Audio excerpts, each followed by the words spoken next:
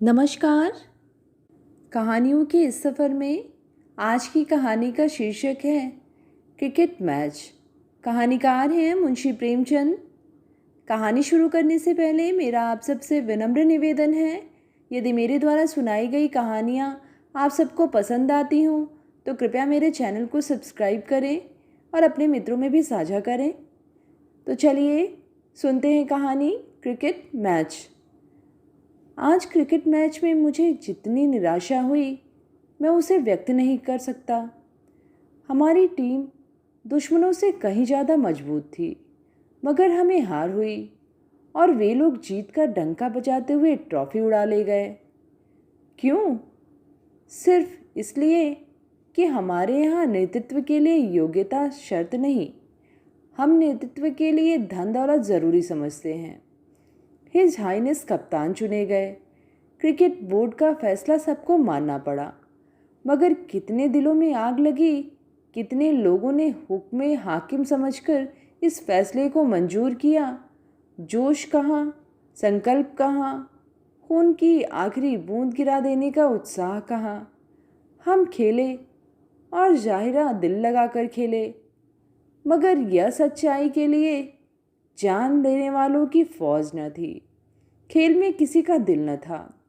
मैं स्टेशन पर खड़ा अपना तीसरे दर्जे का टिकट लेने की फिक्र में था कि एक युवती ने, जो अभी कार से उतरी थी, आगे बढ़कर मुझसे हाथ मिलाया और बोली, आप भी तो इसी गाड़ी से चल रहे हैं मिस्टर जफर। मुझे हैरत हुई कि वह कौन लड़की है और इसे मेरा नाम क्यों कर मालूम हो गया। मुझे एक पल के लिए सकता सा हो गया कि जैसे शिष्टाचार और अच्छे आचरण की सब बातें दिमाग से गायब हो गई। सौंदर्य में एक ऐसी शान होती है जो बड़ों बड़ों का सिर झुका देती है। मुझे अपनी तुच्छता की ऐसी अनुभूति कभी न हुई थी। मैंने निज़ाम हैदराबाद से, हिज एक्सीलेंसी वायसराय से, महाराज मैसूर से हाथ मिलाया, उनके साथ बैठकर खाना खाया, मगर यह कमजोरी मुझ पर कभी न छाई थी। बस यहाँ जी चाहता था कि अपनी पलकों से उसके पांव चूम लूं। यह वह सलोनापन न था जिस पर हम जान देते हैं, न वह नजाकत जिसकी कभी लोग कस्में खाते हैं। उस जगह बुद्धि की कांति थी, गंभीरता थी, गरिमा थी, उमंग थी और थी आत्म अभिव्यक्ति की निसंकोच लालसा। मैंने सवाल भरे अंदाज से कहा, जी हाँ। यह कैसे पूछूं कि मेरी आपसे भेंट कब हुई? उसकी बेतकल्लुफी कह रही थी, वह मुझसे परिचित है। मैं बेगाना कैसे बनूं? इसी सिलसिले में मैंने अपने मर्द होने का फर्ज अदा कर दिया। मेरे लिए कोई खिदमत? उसने मुस्कुराकर कहा, जी हाँ, आपसे बहुत से काम लूंगी। चलिए अंदर वेटिंग रूम में बैठे। लखनऊ जा रहे होंगे, मैं भी वहीं चल रही हूँ। वेटिंग रूम में आकर उसने मुझे आराम कुर्सी पर बिठाया और खुद एक मामूली कुर्सी पर बैठकर सिगरेट केस मेरी तरफ बढ़ाती हुई बोली, आज तो आपकी बॉलिंग बड़ी भयानक थी, वरना हम लोग पूरी इनिंग से हारते। मेरा ताज्जुब और बढ़ा। इस सुंदरी को क्या क्रिकेट से भी शौक है? मुझे उसके सामने आराम कुर्सी पर बैठते झिझक हो रही थी। ऐसी बदतमीजी मैंने कभी न की थी। ध्यान उसी तरफ लगा था। तबीयत में कुछ घुटन सी हो रही थी। रगों में वह तेजी और तबीयत में वह गुलाबी नशा न था जो ऐसे मौके पर स्वभावतः मुझ पर छा जाना चाहिए था। मैंने पूछा, क्या आप वहीं तशरीफ रखती थी? उसने अपना सिगरेट जलाते हुए कहा, जी हाँ, शुरू से आखिर तक। मुझे तो सिर्फ आपका खेल जचा। और लोग तो कुछ बेदिल से हो रहे थे और मैं उसके राज समझ रही हूँ। हमारे यहाँ लोगों में सही आदमियों की सही जगह पर रखने का मादा ही नहीं है। जैसे इस राजनीतिक पस्ती ने हमारे सभी गुणों को कुचल डाला हो। जिसके पास धन है उसे हर चीज का अधिकार है। वह किसी ज्ञान विज्ञान के साहित्यिक सामाजिक जलसे का सभापति हो सकता है, इसकी योग्यता उसमें हो या ना हो। नई इमारतों का उद्घाटन उसके हाथों कराया जाता है, बुनियादें उसके हाथ रखवाई जाती हैं, सांस्कृतिक आंदोलनों का नेतृत्व उसे दिया जाता है। वह कॉन्वोकेशन के भाषण पढ़ेगा, लड़कों को इनाम बांटेगा। यह सब हमारी दास मनोवृत्ति का प्रसाद है। कोई ताज्जुब नहीं कि हम इतने नीच और गिरे हुए हैं। जहाँ हुक्म और अख्तियार का मामला है, वहाँ तो खैर मजबूरी है, हमें लोगों के पैर चूमने ही पड़ते हैं। मगर जहाँ हम अपने स्वतंत्र विचार और स्वतंत्र आचरण से काम ले सकते हैं, वहाँ भी हमारी जी हुजूरी की आदत हमारा गला नहीं छोड़ती। इस टीम का कप्तान आपको होना चाहिए था। तब देखती दुश्मन क्यों बाजी ले जाता। महाराज साहब में इस टीम का कप्तान बनने की इतनी ही योग्यता है जितनी आप में असेंबली का सभापति बनने की या मुझ में सिनेमा एक्टिंग की। बिल्कुल वही भावना जो मेरे दिल में थी, मगर उसकी ज़बान से निकलकर कितने असरदार और कितने आँख खोलने वाले हो गए। मैंने कहा, आप ठीक कहती हैं, सचमुच यह हमारी कमजोरी है। आपको इस टीम में शरीक न होना चाहिए था। मैं मजबूर था। इस सुंदरी का नाम मिस हेलन मुखर्जी है, अभी इंग्लैंड से आ रही है। यही क्रिकेट मैच देखने के लिए बम्बई उतर गई थी। इंग्लैंड में उसने डॉक्टरी की शिक्षा प्राप्त की है और जनता की सेवा उसके जीवन का लक्ष्य है। वहाँ उसने एक अखबार में मेरी तस्वीर देखी थी और मेरा जिक्र भी पढ़ा था। तब से वह मेरे लिए अच्छा ख्याल रखती है। यहाँ मुझे खेलते देखकर वह और भी प्रभावित हुई। उसका इरादा है कि हिंदुस्तान की एक नई टीम तैयार की जाए और उस पर वही लोग लिए जाएं जो राष्ट्र का प्रतिनिधित्व करने के अधिकारी हैं। उसका प्रस्ताव है कि मैं इस टीम का कप्तान बनाया जाऊं। इसी इरादे से वह सारे हिंदुस्तान का दौरा करना चाहती है। उसके स्वर्गीय पिता डॉक्टर एन मुखर्जी ने बहुत काफ़ी संपत्ति छोड़ी है और वह उसकी संपूर्ण उत्तराधिकारिणी है। उसके प्रस्ताव सुनकर मेरा सर आसमान में उड़ने लगा। मेरी जिंदगी का सुनहरा सपना इतने अप्रत्याशित ढंग से वास्तविकता का रूप ले सकेगा, यह कौन सोच सकता था। अलौकिक शक्ति में मेरा विश्वास नहीं, मगर आज मेरे शरीर का रोआं रोआं कृतज्ञता और भक्ति भावना से भरा हुआ था। मैंने उचित और विषम शब्दों में मिस हेलन का धन्यवाद किया। गाड़ी की घंटी हुई। मिस मुखर्जी ने फर्स्ट क्लास के 2 टिकट मंगवाए। मैं विरोध न कर सका। उसने मेरा लगेज उठवाया, मेरा हैट खुद उठा लिया और बेधड़क एक कमरे में जा बैठी और मुझे भी अंदर बुला लिया। उसका खानसामा तीसरे दर्जे में बैठा। मेरी क्रियाशक्ति जैसे खो गई थी। मैं भगवान जाने क्यों इन सब मामलों में उसे अगुवाई करने देता था, जो पुरुष होने के नाते मेरे अधिकार की चीज़ थी। शायद उसके रूप, उसकी बौद्धिक गरिमा, उसकी उदारता ने मुझ पर रौब डाल दिया था कि जैसे उसने कामरूप की जादूगरनियों की तरह मुझे भीड़ बना लिया हो और मेरी अपनी इच्छा शक्ति लुप्त हो गई हो। इतनी ही देर में मेरा अस्तित्व उसकी इच्छा में खो गया था।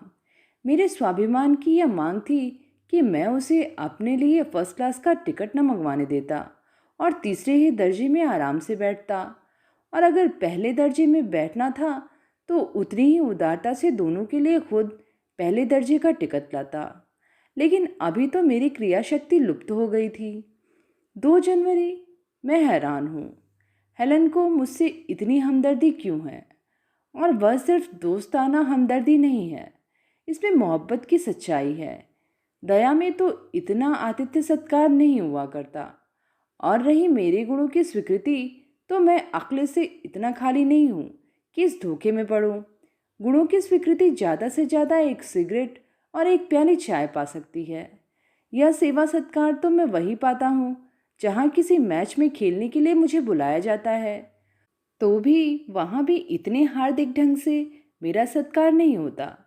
सिर्फ रस्मी खातिरदारी बरती जाती है। उसने जैसे मेरी सुविधा और मेरे आराम के लिए अपने को समर्पित कर दिया हो। मैं तो शायद अपनी प्रेमिका के सिवा और किसी के साथ इस हार्दिकता का बर्ताव न कर सकता। याद रहे, मैंने प्रेमिका कहा है, पत्नी नहीं कहा। पत्नी की हम खातिरदारी नहीं करते, उससे तो खातिरदारी करवाना ही हमारा स्वभाव हो गया है। और शायद सच्चाई भी यही है। मगर फिलहाल तो मैं इन दोनों नेमतों से एक का भी हाल नहीं जानता। उसके नाश्ते, डिनर, लंच में तो मैं शरीक था ही।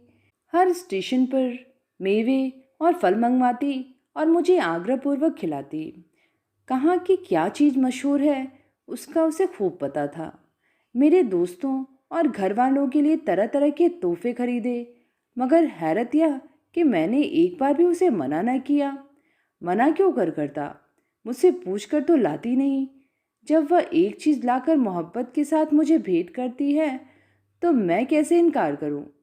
खुदा जाने क्यों मैं मर्द होकर भी उसके सामने औरत की तरह शर्मीला, कम बोलने वाला हो जाता हूँ कि जैसे मेरे मुंह में जबान ही नहीं। दिन की थकान की वजह से रात भर मुझे बेचैनी रही। सर में हल्का सा दर्द था, मगर मैंने इस दर्द को बढ़ाकर कहा। अकेला होता तो शायद इस दर्द की जरा भी परवाह न करता, मगर आज उसकी मौजूदगी में मुझे उस दर्द को जाहिर करने में मज़ा आ रहा था।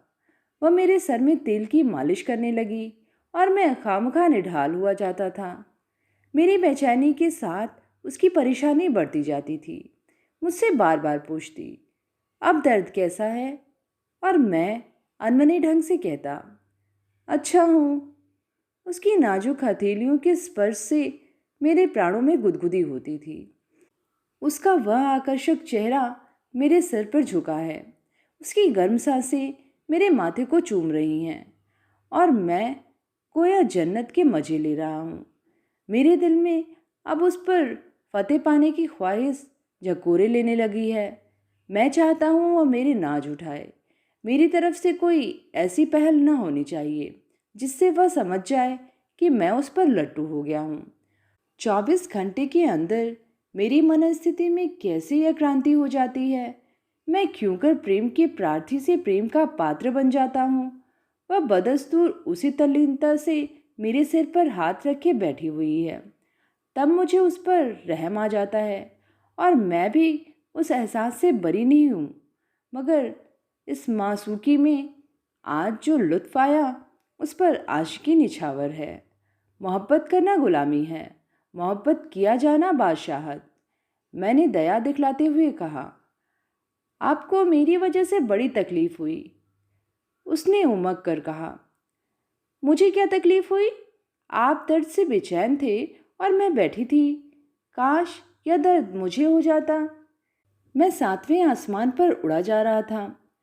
5 जनवरी, कल शाम को हम लखनऊ पहुंच गए। रास्ते में हेलन ने सांस्कृतिक, राजनीतिक और साहित्यिक प्रश्नों पर खूब बातें की। ग्रेजुएट तो भगवान की दया से मैं भी हूँ। तब से फुर्सत के वक्त किताबें भी देखता ही रहा हूँ, विद्वानों की संगत में भी बैठा हूँ, लेकिन उसके ज्ञान के विस्तार के आगे कदम कदम पर मुझे अपनी हीनता का बोध होता है। हर एक प्रश्न पर उसकी अपनी राय है और मालूम होता है कि उसने छानबीन के बाद वह राय कायम की थी। उसके विपरीत मैं उन लोगों में हूँ जो हवा के साथ उड़ते हैं, जिनको क्षणिक प्रेरणाएं उलट पुलट कर रख देती हैं। मैं कोशिश करता था कि किसी तरह उस पर अपनी अक्ल का सिक्का जमा दूं, मगर उसके दृष्टिकोण मुझे बेजुबान कर देते थे। जब मैंने देखा कि ज्ञान विज्ञान की बातों में मैं उससे न जीत सकूंगा, तो मैंने एबिसिनिया और इटली की लड़ाई का जिक्र छेड़ दिया, जिस पर मैंने अपनी समझ में बहुत कुछ पढ़ा था और इंग्लैंड और फ्रांस ने इटली पर दबाव डाला है, उसकी तारीफ में मैंने अपनी वाक शक्ति खर्च कर दी। उसने एक मुस्कुराहट के साथ कहा, आपका यह ख्याल है कि इंग्लैंड और फ्रांस सिर्फ इंसानियत और कमज़ोर की मदद करने की भावना से प्रभावित हो रहे हैं, तो आपकी गलती है। उनकी साम्राज्य लिप्सा यह नहीं बर्दाश्त कर सकती है कि दुनिया की कोई दूसरी ताकत फले फूले। मुसोलिनी वही कर रहा है जो इंग्लैंड ने कितनी ही बार किया है, आज भी कर रहा है। यह सारा बहुरूपियापन सिर्फ एबिसिनिया में व्यवहारिक सुविधाएं प्राप्त करने के लिए है। इंग्लैंड को अपने व्यापार के लिए बाजारों की ज़रूरत है, अपनी बढ़ी हुई आबादी के लिए ज़मीन के टुकड़ों की ज़रूरत है, अपने शिक्षितों के लिए ऊंचे पदों की ज़रूरत है। तो इटली को क्यों ना हो? इटली जो कुछ कर रहा है ईमानदारी के साथ एलानिया कर रहा है। उसने कभी दुनिया के सब लोगों के साथ भाईचारे का डंका नहीं पीटा, कभी शांति का राग नहीं अलापा। वह तो साफ कहता है कि संघर्ष ही जीवन का लक्षण है। मनुष्य की उन्नति लड़ाई ही के जरिए होती है। आदमी के अच्छे गुण लड़ाई के मैदान में ही खुलते हैं। सबकी बराबरी के दृष्टिकोण को वह पागलपन कहता है। वह अपना शुमार भी उन्हीं बड़ी कौमों में करता है जिन्हें रंगीन आबादियों पर हुकूमत करने का हक है। इसीलिए हम उसकी कार्यप्रणाली को समझ सकते हैं। इंग्लैंड ने हमेशा धोखेबाजी से काम लिया है, हमेशा एक राष्ट्र के विभिन्न तत्वों में भेद डालकर या उनके आपसी विरोधों को राजनीति के आधार बनाकर उन्हें अपना पिछलग्गू बनाया है। मैं तो चाहती हूँ कि दुनिया में इटली, जापान और जर्मनी खूब तरक्की करे और इंग्लैंड को आधिपत्य टूटे। तभी दुनिया में असली जनतंत्र और शांति पैदा होगी। वर्तमान सभ्यता जब तक मिट न जाएगी, दुनिया में शांति का राज्य न होगा। कमज़ोर कौमों को जिंदा रहने का कोई हक नहीं, उसी तरह जिस तरह कमज़ोर पौधों को, सिर्फ इसलिए नहीं कि उनका अस्तित्व स्वयं उनके लिए कष्ट का कारण है, बल्कि इसलिए कि वही दुनिया के इस झगड़े और रक्तपात के लिए जिम्मेदार हैं। मैं भला क्यों इस बात से सहमत होने लगा? मैंने जवाब तो दिया और इन विचारों को इतने ही जोरदार शब्दों में खंडन भी किया, मगर मैंने देखा कि इस मामले में वह संतुलित बुद्धि से काम लेना नहीं चाहती या नहीं ले सकती। स्टेशन पर उतरते ही मुझे यह फिक्र सवार हुई कि हेलन को अपना मेहमान कैसे बनाऊं, मगर होटल में ठहराऊं तो भगवान जाने अपने दिल में क्या कहे। अगर अपने घर ले जाऊं तो शर्म मालूम होती है। वहाँ ऐसी रुचि संपन्न और अमीरों जैसे स्वभाव वाली युवती के लिए सुविधा की क्या सामग्रियाँ हैं। यह संयोग की बात है कि मैं क्रिकेट अच्छा खेलने लगा और पढ़ना लिखना छोड़ छाड़ कर उसी का हो रहा, और एक स्कूल का मास्टर हूँ, मगर घर की हालत बदस्तूर है। वही पूरा अंधेरा, टूटा फूटा मकान, तंग गली में वही पुरानी रंग ढंग, वही पूरा ढच्चर। अम्मा तो शायद हेलन को घर में कदम ही न रखने दे, और यहाँ तक नौबत हो कि हेलन खुद दरवाजे ही से भागेगी। काश आज अपना मकान होता, सजा सवरा, मैं इस काबिल होता कि हेलन की मेहमानदारी कर सकता। इससे ज़्यादा खुशनसीबी और क्या हो सकती थी। लेकिन बेसरो सामानी का बुरा हो। मैं यही सोच रहा था कि हेलन ने कुली से असबाब उठवाया और बाहर आकर एक टैक्सी बुला ली। मेरे लिए इस टैक्सी में बैठ जाने के सिवा दूसरा चारा क्या बाकी रह गया था। मुझे यकीन है अगर मैं उसे अपने घर ले जाता तो उस बेसरो सामानी के बावजूद वह खुश होती। हेलन रुचि संपन्न है, मगर नखरेबाज नहीं है। वह हर तरह की आजमाइश और तजुर्बे के लिए तैयार रहती है। हेलन शायद आजमाइशों को और नागवार तजुर्बों को बुलाती है, मगर मुझ में न यह कल्पना है और न साहस। उसने ज़रा गौर से मेरा चेहरा देखा होता तो उसे मालूम हो जाता कि उस पर कितनी शर्मिंदगी और कितनी बेचारगी झलक रही थी। मगर शिष्टाचार का निवाह तो जरूरी था। मैंने आपत्ति की। मैं तो आपको अपना मेहमान बनाना चाहता था, मगर आप उल्टा मुझे होटल लिए जा रही हैं। उसने शरारत से कहा, इसलिए कि आप मेरे काबू से बाहर ना हो जाएं। मेरे लिए इससे ज़्यादा खुशी की बात क्या होती कि आपके आतिथ्य सत्कार का आनंद उठाऊं। लेकिन प्रेम ईर्ष्यालु होता है, या आपको मालूम है?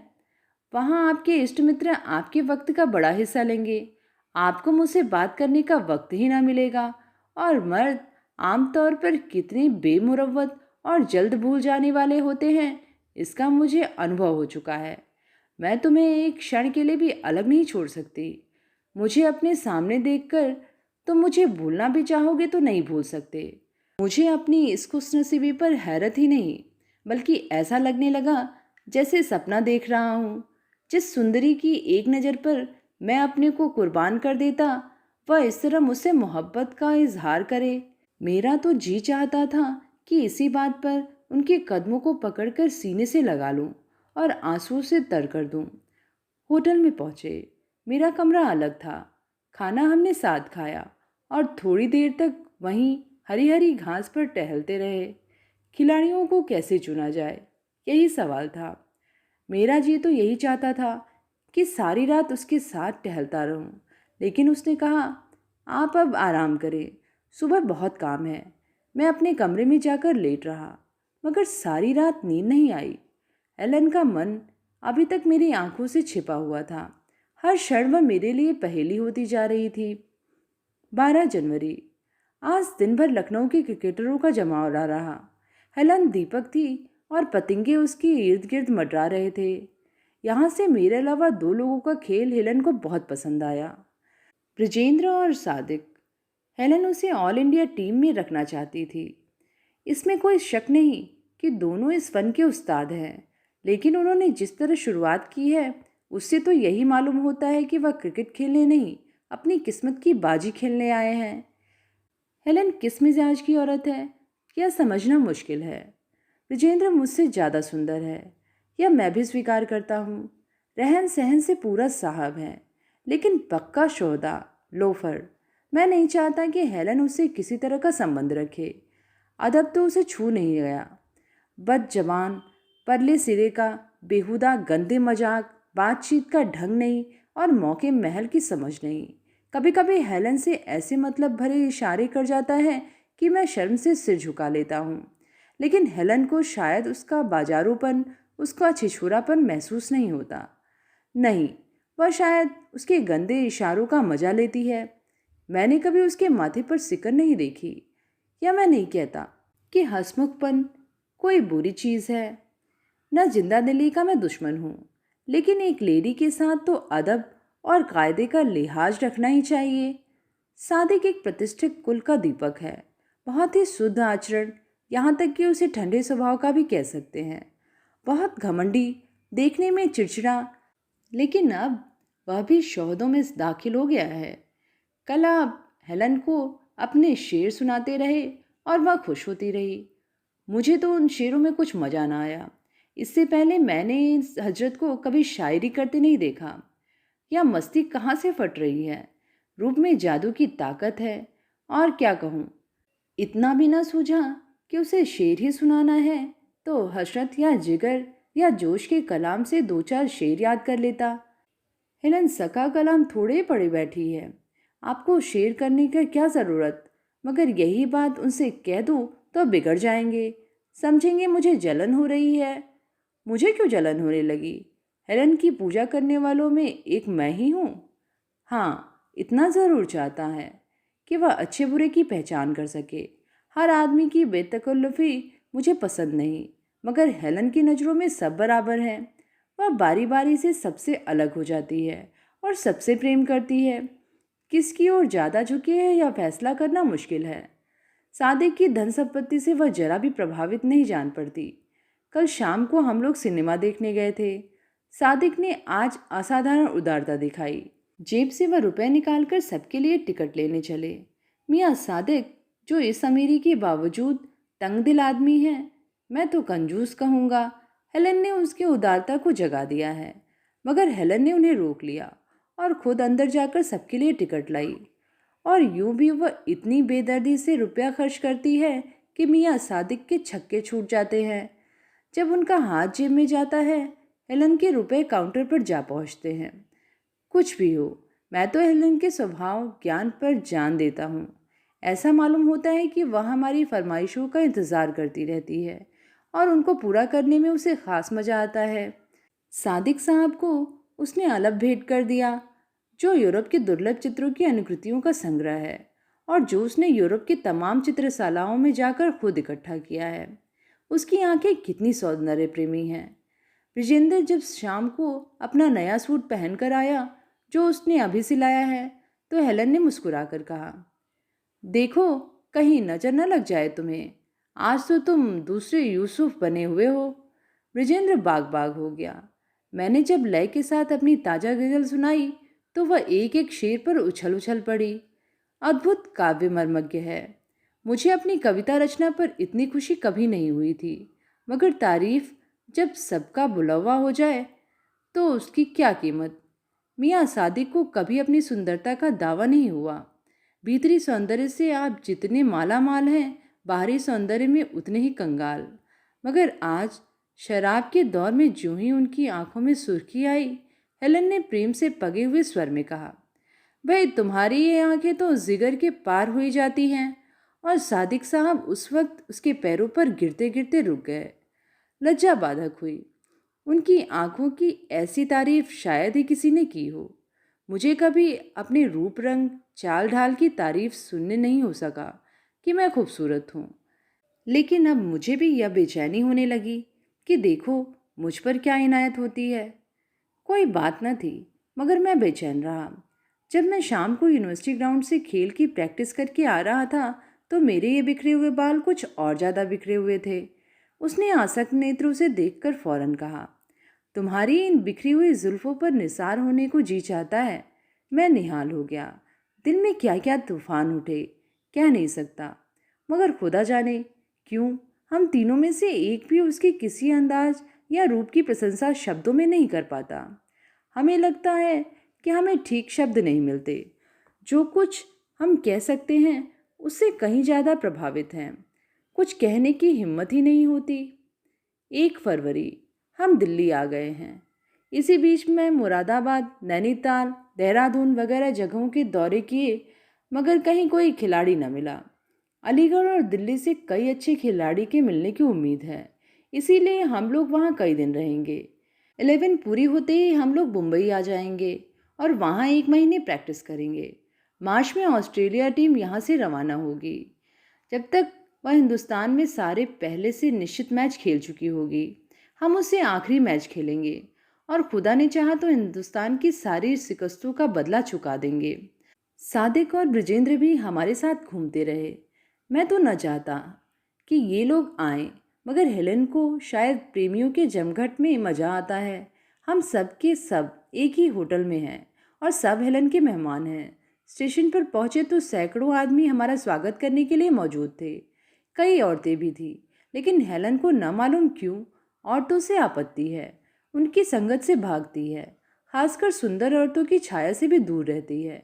हालांकि उसे किसी सुंदरी से जलने का कोई कारण नहीं है, यह मानते हुए भी कि हुस्न उस पर खत्म नहीं हो गया है। उसमें आकर्षण के ऐसे तत्व मौजूद हैं कि कोई परी भी उसके मुकाबले में खड़ी नहीं हो सकती। नक्सिक ही तो सब कुछ नहीं है। रुचि का सौंदर्य, बातचीत का सौंदर्य, अदाओं का सौंदर्य भी तो कोई चीज़ है। प्रेम उसके दिल में है या नहीं, खुदा जाने, लेकिन प्रेम के प्रदर्शन में वह बेजोड़ है। दिलजोई और नाजबरदारी के फन में हम जैसे दिलदारों को भी उससे शर्मिंदा होना पड़ जाए। शाम को हम लोग नई दिल्ली की सैर को गए। दिलकश जगह है, खुली हुई सड़कें, जमीन के खूबसूरत टुकड़े, सुहानी रविशें। उसको बनाने में सरकार ने बेदरैग रुपया खर्च किया है और बेज़रूरत यह रकम रियाया की भलाई पर खर्च की जा सकती थी। मगर इसको क्या कीजिए कि जनसाधारण इसके निर्माण से जितने प्रभावित हैं उतने अपनी भलाई की किसी योजना से ना होते। आप 10-5 मदरसे ज़्यादा खोल देते या सड़कों की मरम्मत में या खेती की जांच पड़ताल में इस रुपए को खर्च कर देते, मगर जनता को शान शौकत धन वैभव से आज भी जितना प्रेम है उतना आपके रचनात्मक कार्यों से नहीं। बादशाह की जो कल्पना उसके रोम रोम में घुल गई है वह अभी सदियों तक न मिटेगी। बादशाह के लिए शान शौकत ज़रूरी है, पानी की तरह रुपया बहाना ज़रूरी है। किफ़ायत शाह या कंजूस बादशाह, चाहे वह एक एक पैसा प्रजा की भलाई के लिए खर्च करे, इतना लोकप्रिय नहीं हो सकता। अंग्रेज मनोविज्ञान के पंडित हैं। अंग्रेज ही क्यों, हर एक बादशाह जिसने अपने बाहुबल और अपनी बुद्धि से वह स्थान प्राप्त किया है स्वभावतः मनोविज्ञान का पंडित होता है। इसके बगैर जनता पर उसे अधिकार क्यों कर प्राप्त होता। खैर, या तो मैंने यूं ही कहा। मुझे ऐसा अंदेशा हो रहा है शायद हमारी टीम सपना ही रह जाए। अभी से हम लोगों में अनबन रहने लगी है। ब्रिजेंद्र कदम कदम पर मेरा विरोध करता है। मैं आम कहूँ तो वह अदबदा कर इमली कहेगा और हेलन को उससे प्रेम है। जिंदगी के कैसे कैसे मीठे सपने देखने लगा था, मगर ब्रिजेंद्र, कृतज्ञ स्वार्थी ब्रिजेंद्र, मेरी जिंदगी तबाह किए डालता है। हम दोनों हेलन के प्रिय पात्र नहीं रह सकते, यह तय बात है। एक को मैदान से हटाना पड़ेगा। 7 फरवरी। शुक्र है दिल्ली में हमारा प्रयत्न सफल हुआ। हमारी टीम में 3 नए खिलाड़ी जुड़ गए, जाफर, मेहरा और अर्जुन सिंह। आज उनके कमाल देखकर ऑस्ट्रेलियन क्रिकेटरों की धाक मेरे दिल से जाती रही। तीनों गेंद फेंकते हैं। जाकर अचूक गेंद फेंकता है, मेहरा सब्र की आजमाइश करता है और अर्जुन बहुत चालाक है। तीनों दृढ़ स्वभाव के लोग हैं, निगाह के सच्चे अकत। अगर कोई इंसाफ से पूछे तो मैं कहूँगा अर्जुन मुझसे बेहतर खेलता है। वह 2 बार इंग्लैंड हो आया है, अंग्रेजी रहन सहन से परिचित है और मिजाज पहचानने वाला भी अव्वल दर्जे का है। सभ्यता और आचार का पुतला है। ब्रजेंद्र का रंग फीका पड़ गया। अब अर्जुन पर खास कृपा दृष्टि है और अर्जुन पर फतह पाना मेरे लिए आसान नहीं है। मुझे तो डर है वह कहीं मेरी राह का रोड़ा ना बन जाए। 24 फरवरी। हमारी टीम पूरी हो गई। 2 प्लेयर हमें अलीगढ़ से मिले, 3 लाहौर से और 1 अजमेर से, और कल हम मुंबई आ जाएंगे। हमने अजमेर, लाहौर और दिल्ली में वहाँ की टीमों से मैच खेले और उन पर बड़ी शानदार फतह पाई।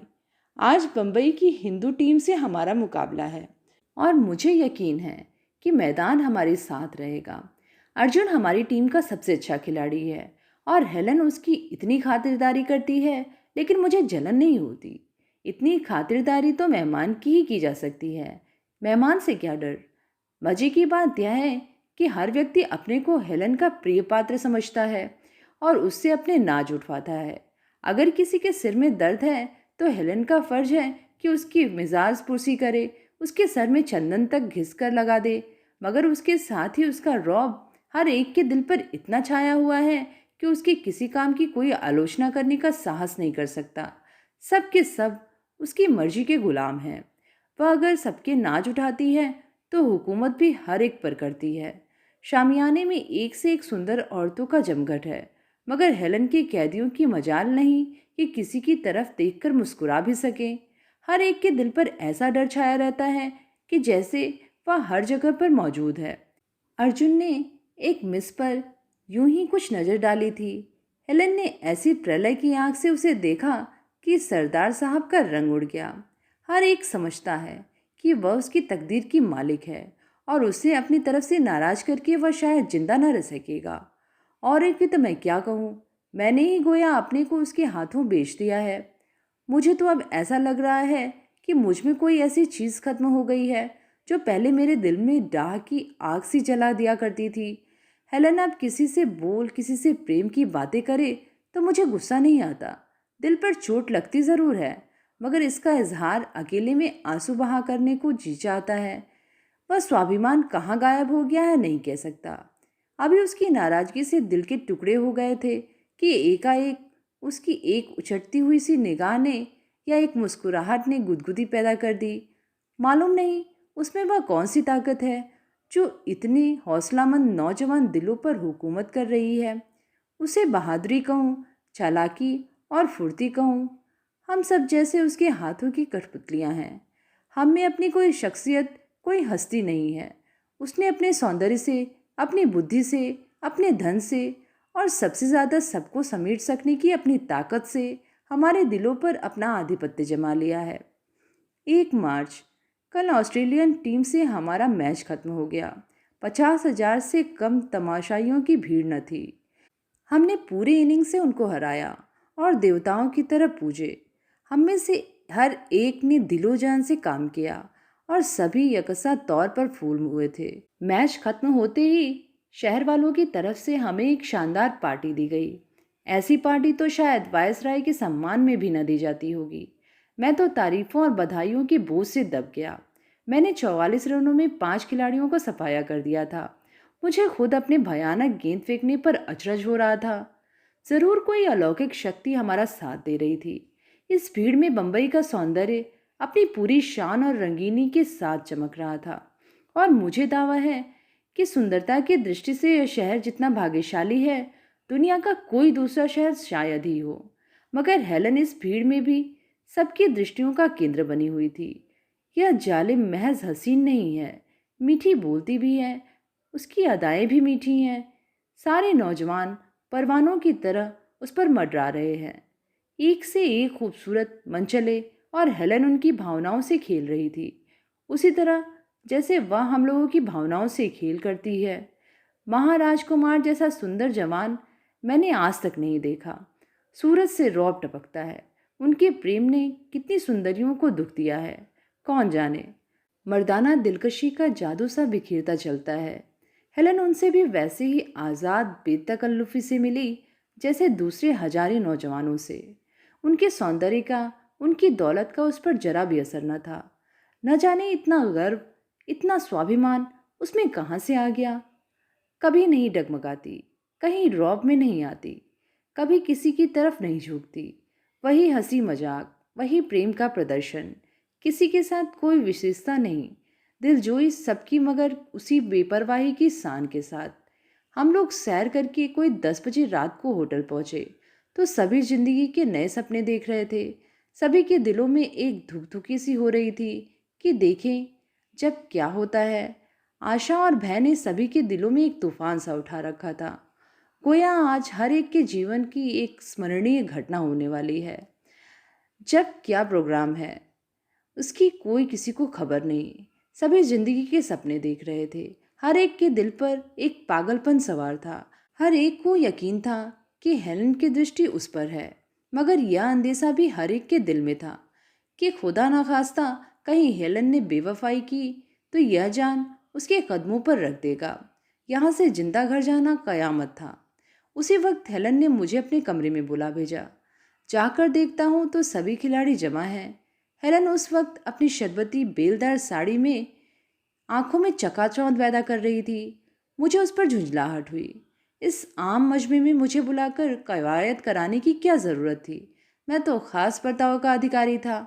मैं भूल गया था कि शायद इसी जगह उनमें से हर एक अपने को खास बर्ताव का अधिकारी समझता हो। हेलन ने कुर्सी पर बैठते हुए कहा, दोस्तों, मैं कह नहीं सकती कि आप लोगों की कितनी कृतज्ञ हूँ। आपने मेरी जिंदगी की कितनी बड़ी आरजू पूरी कर दी। आप में से किसी को मिस्टर रतनलाल की याद आती है? रतनलाल? उसे भी कोई भूल सकता है?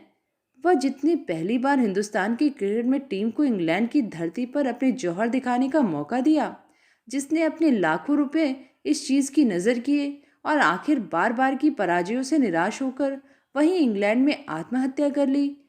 उसकी वह सूरत अब भी हमारी आंखों के सामने फिर रही है। सब ने कहा, खूब अच्छी तरह। अभी बात ही के दिन की बात है। आज इस शानदार कामयाबी पर मैं आपको बधाई देती हूँ। भगवान ने चाहा तो अगले साल हम इंग्लैंड का दौरा करेंगे।